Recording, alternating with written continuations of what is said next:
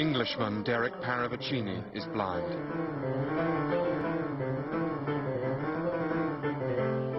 And has serious learning difficulties. A bit bumpy, bumper. He may not be able to use a knife or open a bag, Show me how to do it, Tim. but with one instrument in his hands, it's a very different story.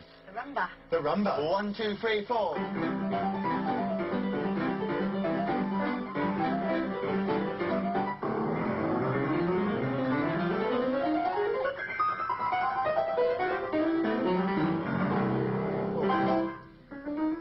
Rex Lewis Clack is 10. He too is blind and mentally impaired. They've never met before, but in just days, Rex and Derek will be called on to play a duet at a major charity concert in Las Vegas.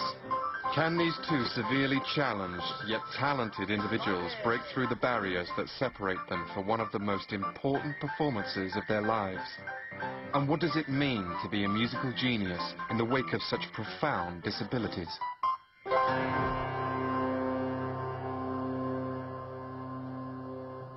Christine Carey. Derek is 26. He doesn't know his left from right and can barely count to 10. He's also blind, and like many who cannot see, Derek has developed an acute sense of hearing.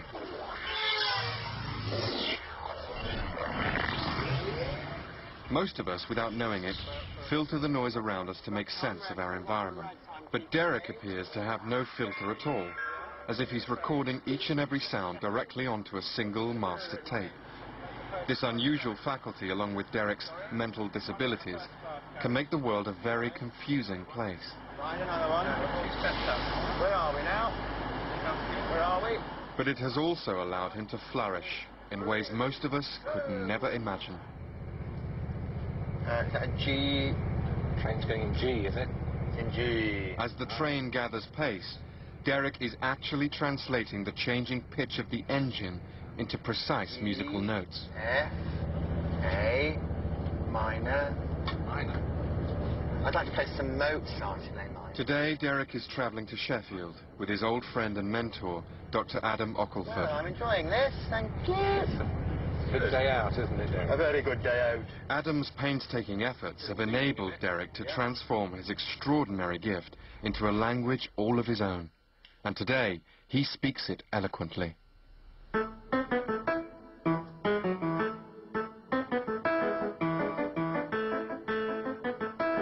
He's got extraordinarily developed analytic hearing, which I don't know of any parallels for.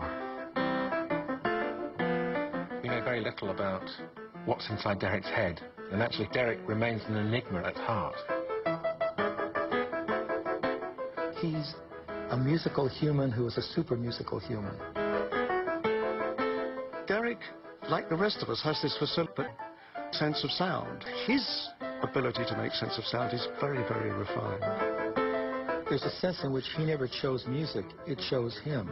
That is, given the brain that he had, that brain is doing the best it can for him to adapt to the world. Derek's talent is undeniable, but it raises questions. Where does genius like this come from? And how can it possibly coexist with such severe disabilities? Bit of Mozart? Bit of Mozart? Yeah. Yeah. By Daniel Barenboim. I can play that, Adam. He played that when he was 8. Yeah. Like Dustin Hoffman's character in Rain Man, Derek's remarkable talent combined with mental impairment classifies him as that rarest of beings, a savant. At Trinity College, Cambridge, Derek meets Professor Simon Baron-Cohen, an expert on autism, a complex disorder that has afflicted many of the world's savants. A savant is usually defined as someone who has at least one unusual skill that's out of keeping with all of their other skills. And it's obviously most conspicuous in an individual who's got learning difficulties. People with autism tend to be very good at systemizing, and music obviously lends itself to sequence and pattern, which may be why people with autism are attracted to music, and sometimes that can really be developed to a high level and become savantism. Rex Lewis Clack was born blind due to a condition called optic nerve hyperplasia.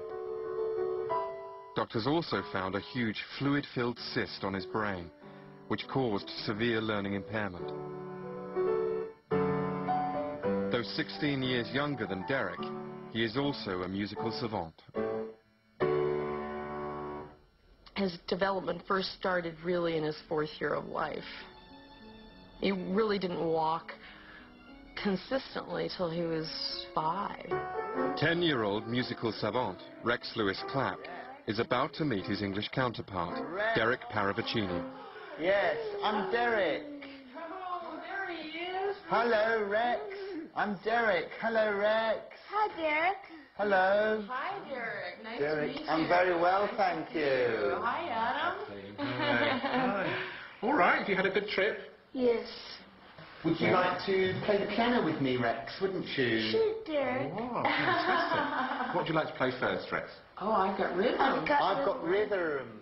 In less than 2 weeks, they will take to the stage at the Mandalay Bay Resort in Las Vegas. No one knows how well these severely challenged young men will perform together, but one thing is clear. There is a lot of work to do, and the clock is ticking. It's nice to see you both, Adam and Derek. Thank you. Thanks, Rex. Lovely to see you. You want to play your I Got Rhythm? Yes. Yes. Okay.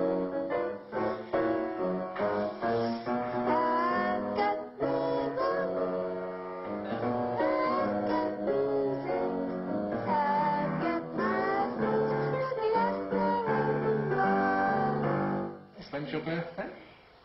June 21st, 1995. Right. Yours is in... July. Yeah. July what? July 4th. July the 4th.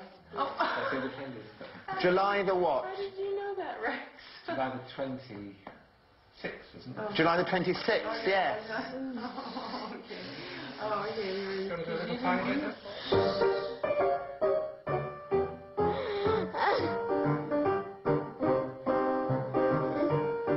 At first, he wasn't too keen on sharing the sort of space with Derek. When it's his piece, it's a little bit more difficult for him to open up and let another musician play it in a different way. I think, obviously, Rex is still quite little. Derek, in a way, because he's done so many concerts, I think is fairly bomb-proof. I know he'll come up with what he's asked to do. Derek, you like it? Like it. Works. Woo! Great, isn't it? While Derek is reveling in everything he hears, Rex is struggling to cope with the noise. But the show must begin. Yeah.